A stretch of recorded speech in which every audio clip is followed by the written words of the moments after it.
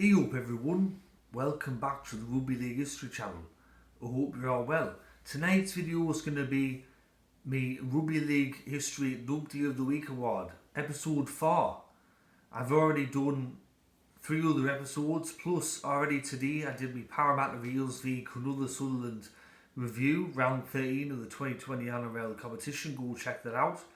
But tonight I'm going to be giving you my Numpty of the Week Awards for episode 4. I've had a few nominations for this award, but I've thought about it and I'm going to give this Numpty of the Week award to Wayne Bennett, Paul Vaughan, Alan Lange, and the other player or strength and conditioning coach associated with Brisbane. They were found guilty of breaching coronavirus protocols during the coronavirus pandemic. That's happening over in Australia, and that's also happening all over the world, especially here in England where it's actually very bad. Wayne Bennett was caught breaking protocols having dinner or lunch at a cafe in Leichhardt, and Paul Vaughan was caught breaching protocols going to a cafe in Illawarra. He also had Alan Lange, and the strength and conditioning coach. He was also, well, both of them were at a private function together when they shouldn't have been.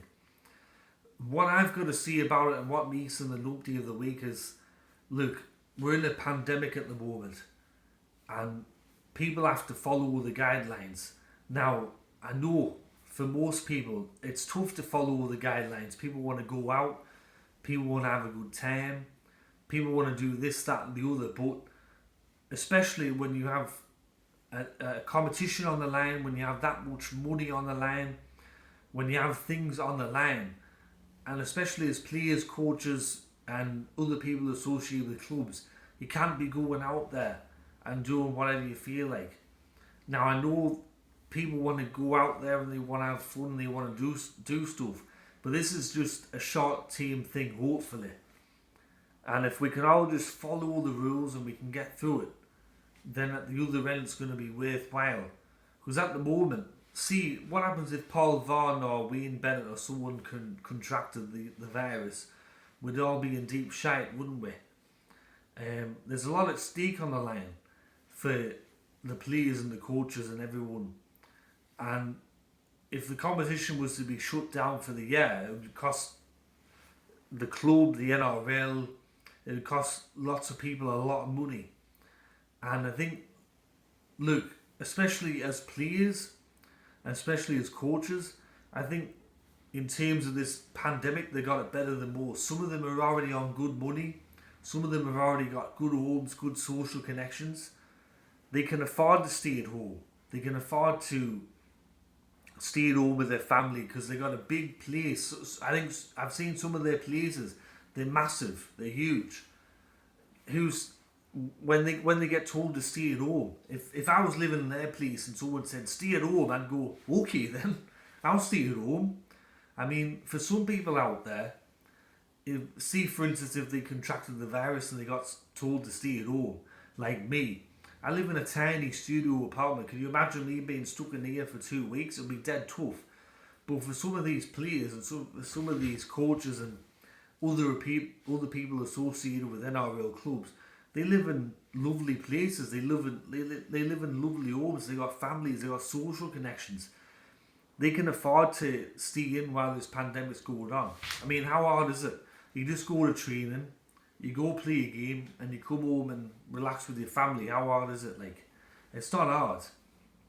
It's the same with these celebrities and people. I've seen Gordon Ramsay go, stay at home, control the virus, save lives, and I go, yeah, that's easy for you to see. You live in a fucking mansion. You live in a giant mansion. Even though I like Gordon Ramsay, he gets to stay in a big mansion with his family and he's got all these connections and stuff. So even though he's stuck at home in his mansion, he's not exactly doing it tough, if you know what I mean. So I think Wayne Bennett, Paul Vaughan, Alan Langer and the other lad, they've put the whole competition in jeopardy by going out. I know that, as I said, it must be tough for some of them to maybe stay at home and not have a normal life, even though I consider what they do to be quite privileged. But my message to the players and the coaches, the managers, and everyone is just to stay at home and only go out when you really have to.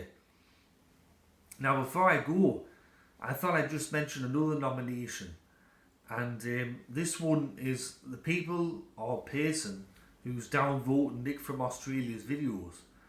I've noticed over the last couple of weeks that whenever Nick from Australia does a video, he gets automatic dislikes on his videos. So see, he does a video, within 5 minutes he'll have 1 like and 20 dislikes. I don't know who this person is or who these people are, but I think the way that they're carrying on, they're acting like a bunch of numpties, to be fair. Like, look, Nick from Australia is an acquired taste. He swears a lot. He's in your face sometimes. He's not everyone's cup of tea, as they say.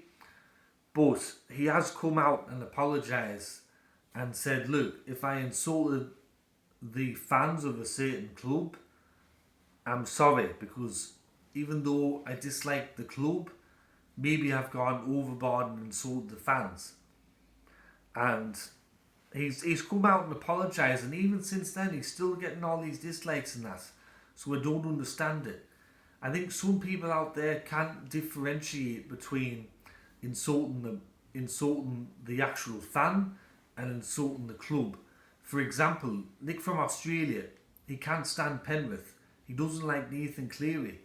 But Isaac Ritchie, who's a Penrith supporter, can differentiate between Nick from Australia having a go at Ivan Cleary and having a go at Penrith, and having a go at Isaac Ritchie himself. And I think people need to realise that Nick from Australia said he's sorry, and that he was having a go at the club and not, so to speak, the fans. He doesn't like Gold Coast. Okay, fair enough. I don't like Melbourne. I don't like Newcastle. I don't like the Gold Coast. But, and the same goes for if someone run a Melbourne channel or a Newcastle channel.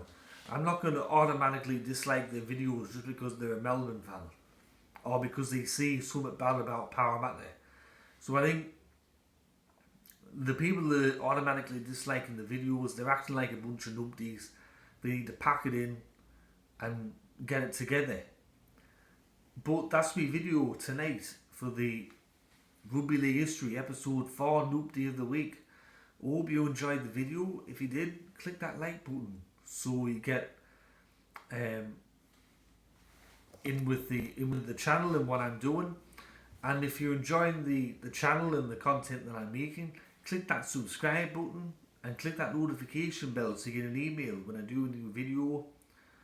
And as always, everyone, look after yourselves, catch us all later, and I'll be doing a new video very soon. Alright, ta-ra.